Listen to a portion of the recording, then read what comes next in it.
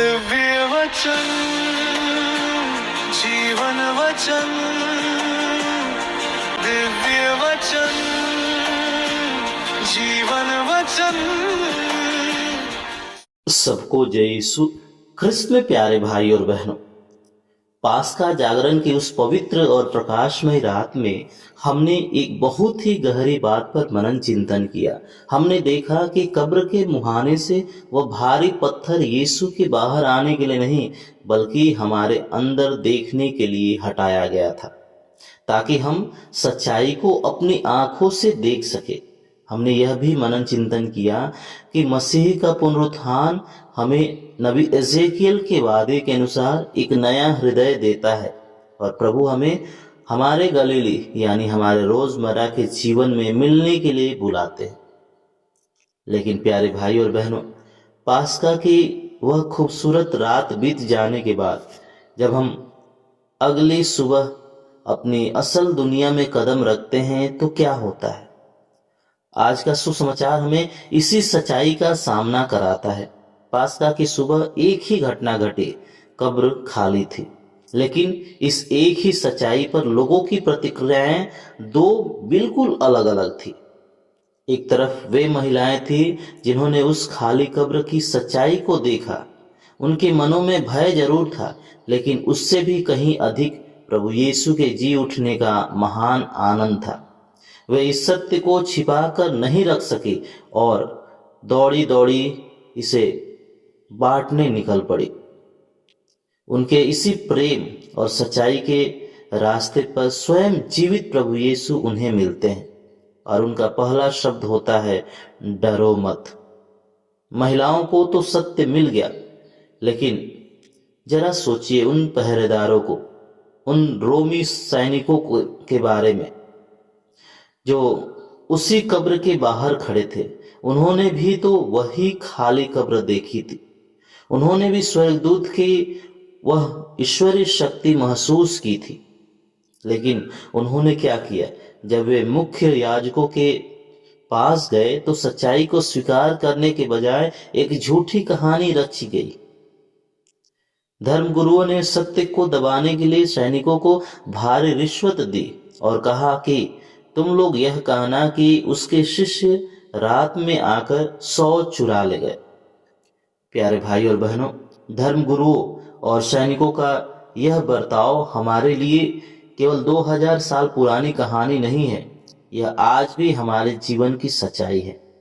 पास्का की रात हमने सुना था कि प्रभु हमें हमारे गलीली में मिलेंगे, लेकिन जब हम उस असली दुनिया में कदम रखते हैं, चाहे वो हमारा ऑफिस हो, समाज हो, अपने कामकाज की जगह हो या घर हो, तो हमें भी कदम कदम पर ऐसे ही मुख्य याजक और बिके हुए पहरेदार मिलते हैं।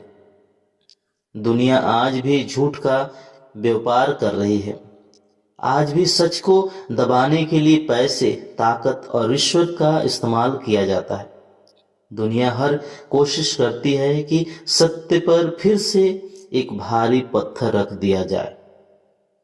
ऐसे में जब हर तरफ झूठ और दबाव का माहौल हो, तो हम सच पर टिके रहने की हिम्मत कहां से लाए? इसका सबसे बड़ा और जीता जागता उदाहरण हमें आज के पहले पाठ में संत पेतरुस के जीवन में मिलता है।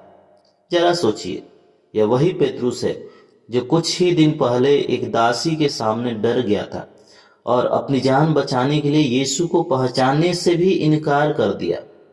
लेकिन आज क्या हुआ? आज वह यरूशलेम की उसी हजारों की भीड़ और उन्हीं धर्म गुरुओं के सामने सीना तान कर खड़ा है और निडर होकर कहता है, ईश्वर ने मृत्यु की जंजीरें तोड़कर उसे जीवित कर दिया है, क्योंकि यह असंभव था कि मृत्यु उसे अपने वश में रख पाती। पेतरुस की यह निडरता अचानक कहां से आई? प्यारे भाई और बहनों, यह उसी नए हृदय का प्रमाण है जो मसीह ने पास्का की रात उसे दिया था। पेतरुस अब दुनिया के डर या झूठ के साये में नहीं, बल्कि पवित्र आत्मा की शक्ति और पुनरुत्थान के प्रकाश में जी रहा था। पेतरुस का यह बदलता हुआ जीवन आज हमारे लिए एक स्पष्ट निमंत्रण है। पास्का जागरण में हमने अपने हाथों में जो जलता हुआ दीपक पकड़ा था वह केवल चर्च के अंदर के लिए नहीं था। असली चुनौती उस दीपक को इस दुनिया की तेज हवाओं और झूठ के अंधकार के बीच जलाए रखना है। जब भी आपके जीवन में, आपके काम काज पर या परिवार में सच और झूठ के बीच चुनने का समय आए, तो उन पहरेदारों की तरह मत बनिए जो लालच और डर के कारण वे बिक गए, बल्कि उन महिलाओं और संत पेतरुस की तरह बनिए जिन्होंने दुनिया को बता दिया कि सत्य को कभी कब्र में गाड़ा नहीं जा सकता है। और याद रखिए, जब आप सत्य के रास्ते पर चलेंगे तो दुनिया आपको डराने की कोशिश करेगी, लेकिन जीवित प्रभु यीशु मसीह स्वयं आपके पास आकर कहेंगे, डरो मत, मैं तुम्हारे साथ हूँ। पिता, पुत्र और पवित्र आत्मा के नाम पर आमीन। दिव्य वचन, जीवन वचन, दिव्य वचन, जीवन वचन।